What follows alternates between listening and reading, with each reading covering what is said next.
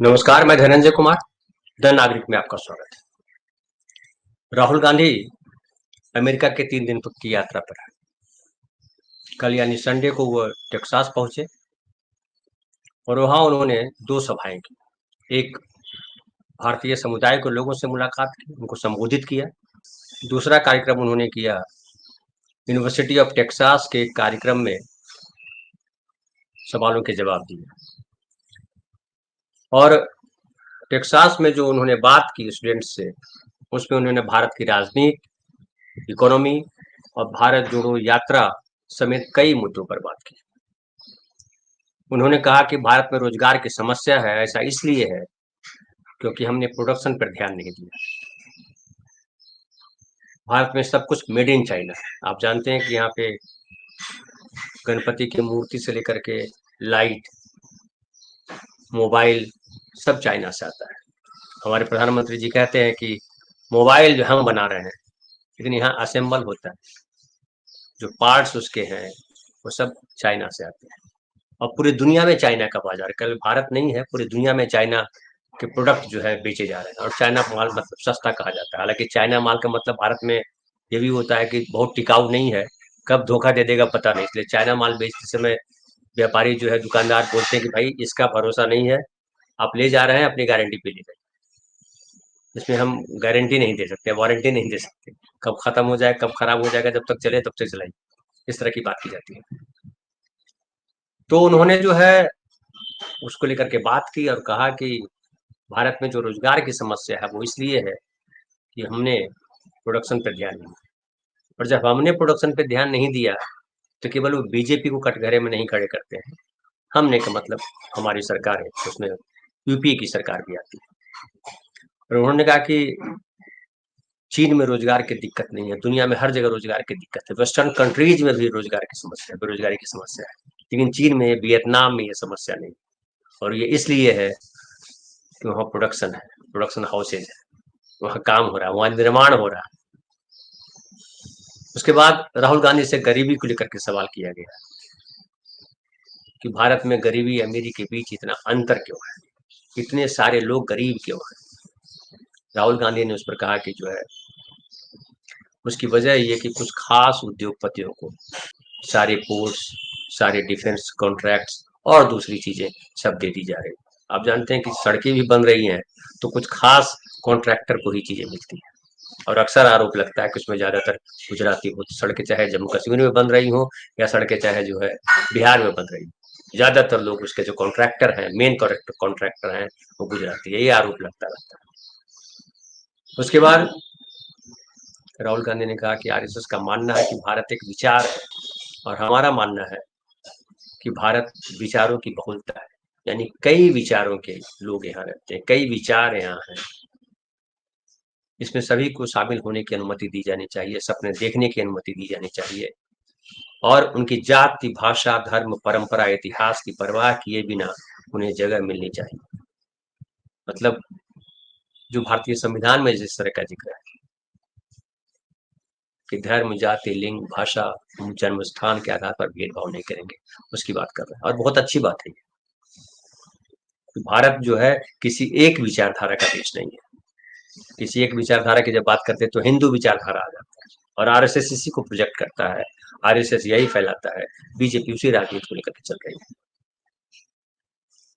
लेकिन हमारे यहाँ संविधान भी है तो थोड़ी शर्म आ जाती है, फिर वो बोलने लगते हैं कि हिंदुस्तान में सब रहने वाले लोग हिंदू हैं। हिंदू का मतलब वो नहीं खाली जो हिंदू धर्म से पूजा पाठ करते हैं, हिंदू तरीके से पूजा पाठ करते हैं। सभी भारतीयों को हम हिंदू मानते हैं, सभी भारतीयों को हिंदू क्यों मानते हैं, भारतीय क्यों नहीं मानते, ये सवाल अक्सर उठता है। और आरएसएस फिर जो है गोल मटोल अलग अलग समय में अलग अलग जवाब देते रहते हैं। उसके अलावा राहुल गांधी से ये भी सवाल किया गया कि राजनीति में रहते हुए इतने सालों में आपने क्या बदलाव देखे। महत्वपूर्ण सवाल था कि राहुल गांधी क्या देख रहे हैं। उस पर उन्होंने कहा कि मैं अब तक जितना अनुभव किया उसके आधार पर मुझे लगा है कि सुनना बोलने से कहीं ज्यादा महत्वपूर्ण है। अच्छी बात है, ऐसा लोग कहते हैं अक्सर कि पहले आप बोलने से पहले सुनिए, सुनिए ज्यादा, दो कान है मुंह एक है, सुनिए ज्यादा बोलिए कम, काम अधिक बातें कम, ये हमारा स्लोगन हुआ करता था पहले, और हमारे सब तमाम बुजुर्ग लोग कहते हैं, सीनियर लोग कहा करते हैं कि पहले सुनो, जब तक ठीक से सुनोगे नहीं तब तक उसका सही सही जवाब कैसे दो। परीक्षार्थी से भी लोग बोलते हैं कि बेटा पहले सवाल को ठीक से पढ़िए, इंटरव्यू हो रहा है तो पहले सवाल को ठीक से सुनिए, उसको समझिए, उसके बाद जवाब दीजिए तो सही जवाब आएगा। तो वही राहुल गांधी यहाँ कर रहे हैं कि हमारा जो अनुभव रहा है कि सुनना अधिक महत्वपूर्ण है। सुनने का मतलब है खुद को आपकी जगह रखना, मतलब जो बोल रहा है उसकी जगह खुद खड़ा हो जाता है कि मतलब आप उसको सुन रहे हैं, उसको समझ रहे हैं। अगर कोई किसान मुझसे बात करता है तो मैं खुद को उनके रोजमर्रा के जीवन में शामिल करने की कोशिश करूंगा और समझूंगा कि वे क्या कहना चाह रहे हैं, डेली रूटीन उनका किस तरह से, क्या क्या परेशानियां उनके सामने आती हैं। आप जान रहे हैं कि राहुल गांधी लगातार जो है लोगों से मिल रहा है। भारत जोड़ो यात्रा को लेकर के जो उन्होंने बात की, उन्होंने कहा कि जो है ये सवाल किया गया उनसे कि भारत जोड़ो यात्रा जब आपने किया तो क्या बदलाव महसूस हुआ। तो उन्होंने कहा कि भारत में कम्युनिकेशन के चैनल बंद हो गए थे, कैसे संवाद करें। और ये भारत जोड़ो यात्रा जब शुरू हुई थी तो कांग्रेस ने बात को कहा था कि लोकसभा में बोलते थे तो टेलीविजन पर नहीं चलता था, मीडिया हुआ सब नहीं चल रहा था जो हम कहते थे। अब जानते हैं कि मीडिया जो मेन स्ट्रीम मीडिया है उस समय डिजिटल चैनलों का इतना प्रसार नहीं था। मूल जो मेन स्ट्रीम मीडिया है वो मोदी मोदी में लगा हुआ था, और राहुल गांधी को अगर प्लेयर्स भी करता था, उनको दिखाता भी था तो एक विलन के तौर पे, विलन मतलब एक बुद्धू के तौर पे दिखाता कि एक पप्पू है, ये एक छवि बना दी गई थी, उसमें मीडिया का बड़ा योगदान था। तो राहुल गांधी वही कह रहे हैं कि हम जो बोलते थे वो टेलीविजन पर नहीं चलता था, मीडिया वो नहीं चलाता था जो हम कहते थे, सब कुछ बंद था। लंबे समय तक हमें समझ नहीं आ रहा था कि जनता से कैसे बात करें। फिर हमने सोचा कि मीडिया हमें लोगों तक नहीं ले जा रहा था तो डायरेक्टली चले जाए, इसीलिए हमने यात्रा की। उसके बाद युवाओं को लेकर के, रोजगार को लेकर के जो बात की, हमने जैसा कि शुरुआत में बताया कि जो है उन्होंने कहा कि चीन में प्रोडक्शन होने लगा इसलिए युवाओं को रोजगार मिला, वहां मिला। वहां रोजगार की समस्या नहीं है, भारत में रोजगार की समस्या है, क्योंकि यहाँ पे जो है प्रोडक्शन नहीं है, ये तो उन्होंने बतलाया है। उसके अलावा उनसे एआई को लेकर के सवाल किया। आजकल आर्टिफिशियल इंटेलिजेंस को लेकर के बहुत चर्चा होती है, और हम देखते हैं जो पढ़ा लिखा समाज है उसमें भी एक भय का वातावरण आ गया है कि आर्टिफिशियल इंटेलिजेंस जो है रोजगार छीन लेगा। उनसे ये सवाल किया गया और पूछा गया कि एआई को लेकर के आपका क्या सोचना है, क्या एआई का रोजगार पर फर्क पड़ेगा। राहुल गांधी ने बहुत अच्छा जवाब, उन्होंने कहा कि जब भी नई टेक्नोलॉजी आती है तो ऐसा लगता है कि नौकरियां चली जाएंगी। रेडियो आया तब भी ऐसी चर्चा हुई, कैलकुलेटर आया तब भी ऐसी चर्चा हुई, आईटी सेक्टर के समय भी यही कहा गया, लेकिन नई टेक्नोलॉजी से नौकरियां ट्रांसफॉर्म होती, नौकरियां भी अपना रूप बदलती है, किसी की नौकरी जाती है तो किसी की नौकरी मिलती है। आज कंप्यूटर ने कई नौकरियां बनाई है, बहुत जहीन बात है। एक फिल्म आई थी बहुत पुरानी, नया दौर।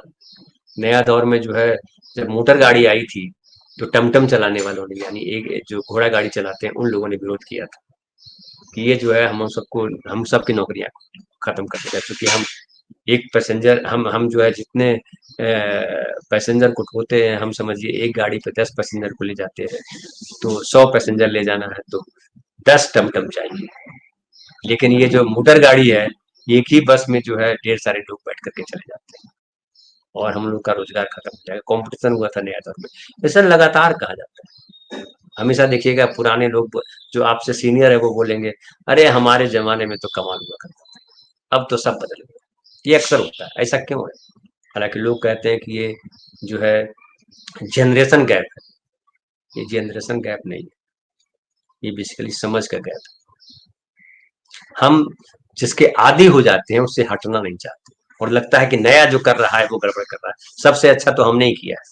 ये जो जड़ता है धर्म, संस्कृति, परंपरा को लेकर के, वो वही जड़ता है।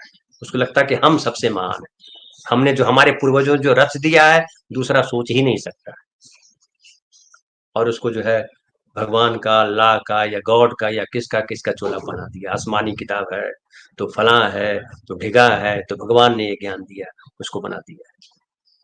जो लिखा गया है वो लेखक ने लिखा है, विचारक ने लिखा है, जो रचा गया है वो विचारकों ने रचा है। और ये विचारक हर युग में आते रहते हैं, हर शताब्दी में आते रहते हैं। गांधी भी विचारक ही थे। गांधी ने सोचा कि देश को कैसे आजाद कराया जाए, गांधी ने सोचा कि कैसे राजनीति को बदला जाए, और दुनिया में सत्य और अहिंसा को राजनीति में पहली बार इस्तेमाल किया गया था। धरना प्रदर्शन पढ़ाना, जितनी सारी चीजें हैं वो सब, असहयोग आंदोलन, वो सब आया। उसके पहले सब खूनी क्रांतियां हुआ करती थी, सत्ता पलटने में युद्ध हुआ करते थे, युद्धों का इतिहास है हमारा दुनिया का। लेकिन गांधी ने जो है सब लोगों को शामिल किया, बोला जो शोषित है वो शोषकों के साथ बैठेंगे और हम बात करेंगे कि कैसे नया समाज बने। तो ये बदलाव जो है जरूरी है। और ये जो राहुल गांधी कह रहे हैं कि नई टेक्नोलॉजी से नौकरियां ट्रांसफॉर्म हुई या ट्रांसफॉर्म होती है, ये बड़ा महत्वपूर्ण है। राहुल गांधी लगातार अभी बात करेंगे और भी हम उनके बातचीत पे चर्चा करेंगे। लेकिन राहुल गांधी के बारे में एक और जो बड़ी अच्छी बात कही है, इंडियन ओवरसीज कांग्रेस के अध्यक्ष जो सैम पित्रोदा है, सैम पित्रोदा का जनक माना जाता है। भारत में जो टेलीकम्युनिकेशन क्रांति हुई उसके जनक इनको माना जाता है। और लेटरल एंट्री को लेकर के हाल में फिर इनकी चर्चा है कि लेटरल एंट्री से इनको भी तो लाया गया, लेकिन ये दुनिया के बड़े एक्सपर्ट माने गए टेलीकम्युनिकेशन के। और राजीव गांधी ने जो लाया था इनको और जो इन्होंने करके दिखाया, एक देश एक रेट, पूरे देश में कहीं भी हम बात करेंगे एक रेट होगा बात करने का। आप याद कीजिए जब हम लोग छोटे थे तो कहीं हमको कॉल करना पड़ता था गांव, या गांव से कोई शहर कॉल करना पड़ता था तो रात के 10 बजे का इंतजार करता था जब रेट चौथाई हो जाता था। दिन में तो बात करना आम आदमी के लिए आसान था ही नहीं, इतना पैसा लगता था, बहुत पैसा लगता था। लोकल कॉल में भी 1 रुपया में 3 पैसा, 1 रुपया में 3 मिनट बात करते थे हम यहीं बॉम्बे शहर में जब आए 90 में, तो उसमें 1 रुपया में 3 मिनट बात करते थे। तो वो बदलाव लाया। तो जो सैम पित्रोदा है उन्होंने कहा कि राहुल गांधी या पप्पू नहीं है, वे पढ़े लिखे हैं और किसी भी मुद्दे पर गहरी सोच रखने वाले स्ट्रेटेजिस्ट हैं। स्ट्रेटेजी बनाना जानते हैं, मुद्दे पे विचार करना जानते हैं, विचार को कैसे इम्प्लीमेंट किया जाए उसको जानते हैं वो राहुल गांधी। और इसलिए आप देखिए कि जब से भारत जोड़ो ये जो कहा उन्होंने कि भारत जोड़ो यात्रा क्यों शुरू की, तो कहा कि भारत जोड़ो इसलिए यात्रा शुरू की कि कम्युनिकेशन के सारे चैनल बंद कर दिए गए थे। तो ये जो है स्ट्रेटेजिस्ट की प्लानिंग होती है, जो स्ट्रेटेजी बनाने वाले व्यक्ति की प्लानिंग होती है कि ये रास्ता अगर बंद हो गया तो दूसरा रास्ता कैसे खोले और हमको जहां पहुंचना है वहां पहुंचे। तो राहुल गांधी ने वो रुख अख्तियार किया भारत जोड़ो यात्रा की। फिर वो जो संविधान और सामाजिक न्याय का जो मसला है उस तक कैसे पहुंचा जाए, तो राहुल गांधी ने निकाला कि जाति गणना उसका माध्यम हो सकता है। जाति गणना कराएंगे और उसके बाद उसके आधार पर हम तय करेंगे कैसे सबकी भागीदारी, सब कैसे शिक्षा पाए, सब कैसे स्किल्ड हो, और कैसे जो है समाज के निर्णय लेने में या देश में जो निर्णय लिया जाता है उसमें शामिल हो, सारे समाज के लोग शामिल हो उस निर्णय में। किसी एक खास समाज को अगर मान लिया जाता है कि ये बहुत बुद्धिमान है, यही निर्णय ले सकते हैं, एक है ना पुराना बना हुआ कि ब्राह्मण जो है बड़े पढ़े लिखे होते हैं और बाकी दूसरी जातियों को जो नीचे कर दिया गया कि ये सब तो सोच ही नहीं सकते। आज भी लड़ाई चल रही है, आरक्षण दिया जा रहा है, वो कमजोर लोग हैं, मेधा वाले लोग नहीं है, मेधा के साथ समझौता किया जा रहा है, तमाम तरीके की बातें गढ़ी जा रही है, पढ़ी जा रही है, लिखी जा रही है। लेकिन सच ये है कि मेधा किसी में भी हो सकती है, वो जाति के आधार पर, धर्म के आधार पर मेधा तय नहीं होती। मेधा जो है प्रैक्टिस पे तय, कि क्या उसने प्रैक्टिस किया, क्या उसने चिंतन किया, क्या उसको प्रैक्टिस करने का, चिंतन करने का अवसर मिला। हमारे देश की एक बड़ी आबादी जो है वो खाने पीने में लगी है, शाम खाए तो सुबह की चिंता है, सुबह खाए तो शाम की चिंता है। उन परिवारों के लोग कैसे पढ़े, कैसे चिंतन करें, कैसे समाज को आगे बढ़ाने में योगदान करें। तो ये जो असमानता है, जो विषमता है, आर्थिक विषमता है, जो जातीय भेदभाव है, और फिर उसमें जो शामिल हो जाता है सांप्रदायिक भेदभाव, तो मुसलमान जो है राष्ट्र विरोधी है, तो गड़बड़ी हो जाती है। हमारा समाज जो आगे बढ़ना चाहिए वो नहीं बढ़ पाता। और इसलिए जब राहुल गांधी कह रहे हैं कि चीन में प्रोडक्शन पे ध्यान दिया गया, हमारे यहाँ प्रोडक्शन पे ध्यान नहीं दिया है। पिछले 10 वर्षों से देख लीजिए, हमारे यहाँ जो है ध्यान दिया जा रहा है कि कैसे सत्ता में बना रहा जाए। सत्ता में बने रहने की इतनी बड़ी लड़ाई पहले कभी नहीं हुई थी। हालांकि कहते हैं कि इंदिरा गांधी ने भी इमरजेंसी स्टे लगाई थी कि सत्ता नहीं छोड़ना चाहती थी, लेकिन इंदिरा गांधी ने चुनाव करवा दिया था। और उस समय के लोग बताते हैं कि इतनी बुरी स्थिति नहीं थी जो आज बिना इमरजेंसी घोषित किए। लेकिन कहते हैं ना कि हर चीज बदलती है, स्याह अंधेरी रात भी हटती है और उसकी जगह सुबह उगती है, सूरज उगता है, चक्र है। तो राहुल गांधी जो कल तक पप्पू थे, अब दुनिया उनको सुन रही है, दुनिया में वो सुने जा रहे हैं। और राहुल गांधी को लेकर के भारत में भी छवि बदली, मीडिया कितना भी कुछ कह रहा है। और वो देखिए कि जो लोकसभा के चुनाव 2024 के चुनाव हुए, उसमें स्थितियां बदली। राहुल गांधी एलओपी बने और राहुल गांधी के बारे में अब धारणा बदली है और लोगों को लग रहा है कि मोदी नहीं तो कौन, मोदी नहीं तो राहुल। अब लोग कहने लगे मोदी नहीं चाहिए, राहुल चाहिए। ये भाव बन गया है और ये बदलाव की निशानी है, ट्रांसफॉर्म होने की भी निशानी है। जो राहुल गांधी ने कहा कि टेक्नोलॉजी ट्रांसफॉर्म होती है, विचार भी ट्रांसफॉर्म होता है, विचार भी अपना रूप बदलता है और अलग अलग व्यक्ति को चुनता है। इस बार विचार जो है कहता है कि इस व्यक्ति के सहारे हम आगे बढ़ सकते हैं, ये व्यक्ति सही तरह से हमको आगे ले जा सकता है। इससे आत्मा शरीर बदल लेती है, ट्रांसफॉर्मेशन है। वैसे ही विचार भी ट्रांसफॉर्म होती है, इस व्यक्ति से आगे निकल करके उस व्यक्ति में चले। कल ये अक्सर जिक्र होता है कि आरक्षण को लेकर के कांग्रेस से क्या नजरिया था। खुद राजीव गांधी ने विरोध किया था जब बीपी सिंह आरक्षण लागू कर रहे थे। ट्रांसफॉर्म हुआ कांग्रेस पार्टी में राहुल गांधी कह रहे हैं कि सामाजिक न्याय चाहिए, आरक्षण चाहिए, आरक्षण का जो कैप है उसको हम हटा देंगे। ये ट्रांसफॉर्मेशन है। आरएसएस इस ट्रांसफॉर्मेशन को एक्सेप्ट नहीं करता है, आरएसएस इस बदलाव के लिए तैयार नहीं है।